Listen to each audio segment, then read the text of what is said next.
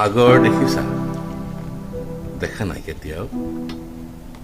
ময়ো দেখা নাই, শুনিছো তথাপি। নীলিম সলিল ৰাশি বাধাহীন উৰ্মিমালা আছে দূৰ দিগন্ত বিয়পি। মোৰ ই অন্তৰখনি সাগৰৰ দৰে নীলা বেদনাৰে। দেখা নাই তুমি? অসমতো সাগৰ আছে, কিন্তু পানীবিলাক নীলা নহয়, মটীয়া ৰঙৰ। ক'ত জানা? এই সাগৰ গুৱাহাটী মহানগৰ।